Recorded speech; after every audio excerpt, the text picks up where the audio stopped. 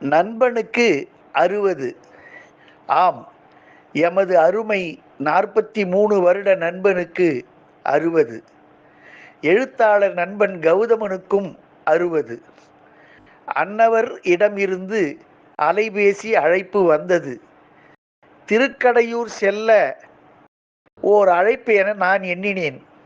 Discovery புத்தக அரண்மனையில் சந்திப்பும் கலந்துரையாடலும் என்றனன். விரைந்து சென்றிட்டேன் நண்பனை வாழ்த்திட. கண் நிறைய யான் கண்டேன் கவிஞர்களையும் எழுத்தாளர்களையும்.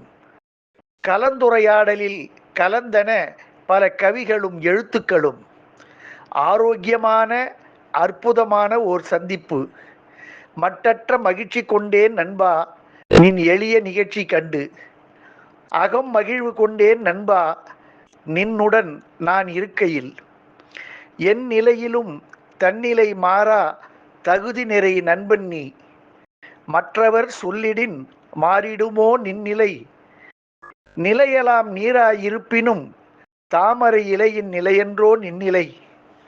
புத்தக வாசிப்பை நீ நேசித்ததால்தான் எழுத்தில் நீ பரிமளிக்கிறாய்.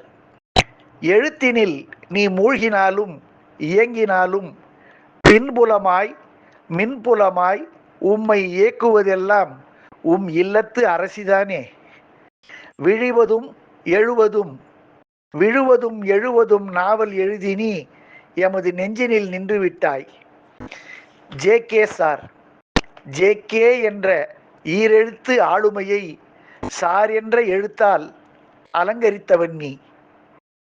சொற்சுவை பொருட்சுவை இவற்றுடன் அனுபவச் சுவை சேர்த்து அற்புத விருந்தாக்கியவன் நீ. உன் அனுபவங்களும் எழுத்துக்களும் ஜே.கே. சாரில் மின்னுகின்றன.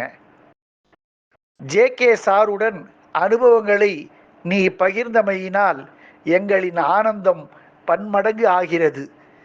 ஜே.கே. சார் மறையவில்லை. நீர் எழுதிய புத்தக வடிவில் உள்ளார். நண்பனே, உமது எழுத்துப்பணி தொடரட்டும்.